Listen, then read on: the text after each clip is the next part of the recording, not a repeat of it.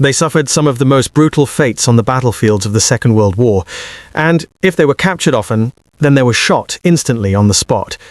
Female Soviet soldiers were seen on the front lines, and they had a huge variety of jobs in the Red Army and also the Soviet Air Force, from dropping payloads of bombs onto German positions to nursing and even crawling through the bombed-out ruins of Stalingrad to wait and then snipe a high-ranking German officer. The women who fought against the Germans and the Axis often faced terrifying ends if they were captured, though, and for their enemy, they thought that women should be nowhere near the battlefield at all. They regarded female soldiers as a backward policy of the exact beliefs that they wanted to wipe out and destroy. But why were German soldiers and officers ordered to shoot female soldiers on sight and pull the trigger on them as soon as they captured them? Women played a pivotal role in the Soviet Union's war efforts. Most of them worked inside industry and agriculture, keeping the armaments industries going and keeping the land fed. But to make up for a shortage of men who were lost on the Eastern Front, repelling the German invasion of the nation, women were allowed to fight on the front line. Around 800,000 women served in the Red Army, and most of them worked in medical units. In total, they made up around 5% of the country's military personnel deployed during World War II. Stalin, to begin with, turned thousands of women away from serving in the military who had volunteered. But then, as things became troublesome, with huge losses and casualties in the fierce fighting of the Eastern Front, Stalin began to accept women who wanted to risk their lives in military operations and actions. One of the most famous roles they undertook was as aviators and flyers. In particular, there was the 46th Guards Night Bomber Regiment, a collection of women aviators and pilots who flew raids under the cover of darkness, dropping bombs from outdated biplanes, often in silence, on enemy positions. These women became known as the Night Witches, but there were other female aviation regiments, including some who flew fighters against the Luftwaffe. Also, the Soviet Union deployed women as snipers inside towns and cities. Around 2,500 women served as snipers, and they would crawl through bombed-out ruins in cities such as Stalingrad and Leningrad, waiting their time to take out a high-ranking officer. The combined kill total of female snipers was around 11,000, almost 5 times their total deployment numbers, and some racked up huge kill counts. Around 500 of these women would survive the war, but women also served in anti-aircraft batteries and in second lines of attack and defense. Most were told to carry weapons and rifles, even those who helped to evacuate men from the front lines if they had become injured. However, in the eyes of the Germans and the Nazi enemy, the use of female soldiers wasn't just shocking, they deemed it as subhuman and immoral. Because of this, captured female Soviet soldiers were shot by Germans after their capture rather ruthlessly. There were other reasons too, but the shooting of women in uniform was rooted in Nazi ideology, military orders, and the combat reality of life on the front lines. Firstly, the Nazi ideology and policies stated that a woman's role was linked closely to childbearing and serving the male-dominated state. From a young age, German women were told that their place was in the home, and they were told to have as many children for the Reich as possible, so Hitler could build up a huge empire. Also, they were taught in youth groups how to cook and maintain a household, and they were not expected to have high-status jobs. The idea for the Nazis of a woman holding a rifle and fighting in combat was viewed as a violation of the natural order, and German propaganda depicted Soviet women soldiers as not feminine, and they categorized the actions as a murderous policy of communism and Bolshevism.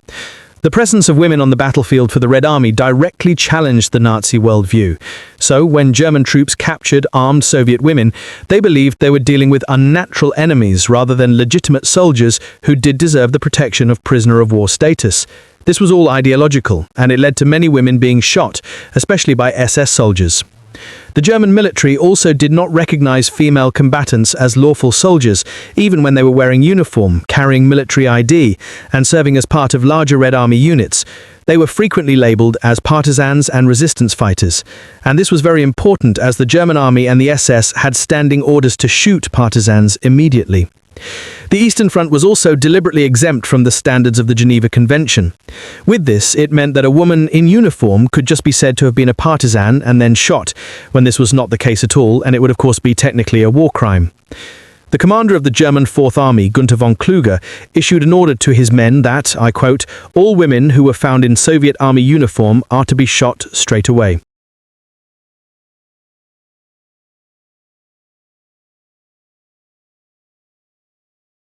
As mentioned, a large number of female Soviet soldiers served in highly skilled combat roles, in particular those as snipers. Some were trained in sniper training schools, and women like Ludmila Pavlenko racked up dozens of kills. Now, snipers of any army were usually shot upon their capture because they inflicted casualties and death without being seen, and they were viewed as silent assassins rather than ordinary infantry soldiers. The Germans reported encountering women in sniper roles unfairly, and the shootings of women soldiers became even more common. Female medics also faced this fate too, as the Germans believed that the medics were actually trained fighters and were helping to prolong Soviet resistance, and even unarmed female stretcher bearers were also shot. Hitler's directives for the invasion of the Soviet Union made it very clear that the conflict was ideological, racial, and total. The rules of war in his eyes did not apply with this, and he wanted the enemy to be physically destroyed, not just defeated. With this, he issued a number of illegal orders that would come back to haunt some of his generals later on. He issued the Commissar Order in June 1941, in which political officers were to be shot immediately, and also the Barbarossa Jurisdiction Order that German soldiers were not to be prosecuted for crimes committed against Soviet civilians and prisoners of war. In particular, with this order, it allowed German soldiers to shoot women or anyone without any fear of reprisal, and they did this as they found it easier to deal with the female soldiers there and then rather than send them back to prison of war camps for processing. With women soldiers being so strongly linked to the policies of the Soviet Union, they were sometimes shot under the Commissar Order and were considered political fighters. The orders given by Hitler and the German military high command also normalized the shooting of women, and they were swept up in the machinery of extermination. Testimony from Soviet survivors and post-war German interrogations showed that following the capture, that women often faced horrific ordeals before they were then shot. Sometimes they were assaulted by forces who captured them, and then they would be taken to a discreet area and were given a quick neck shot, leading to their instant deaths. It showed the terror that women faced on the battlefields. But to the Soviets, they deployed women as powerful propaganda symbols and showed them in recruitment posters and newsreels as staunch defenders of the nation. Many women were given the ultimate accolade of the Hero of the Soviet Union award. But to the German soldiers, they believed that this was all unnatural, and shooting them became a psychological weapon. So to sum up, there were many different reasons why female Soviet soldiers were shot. Firstly, the women in combat were seen as unnatural and subhuman. Also, they were labeled incorrectly as partisans instead of lawful prisoners of war. Many of them held important and powerful roles such as snipers or scouts, and these specific fighters were commonly shot after their capture. Also, the Eastern Front, where they served, rejected all of the normal wartime protections, and there were many incidents which went unpunished. The German soldiers also believed they would not face reprisal for their actions too. But still today, there will be Soviet female soldiers who lie in their graves in lands where they fought, and their stories may be lost to time, but their stories deserve to be told.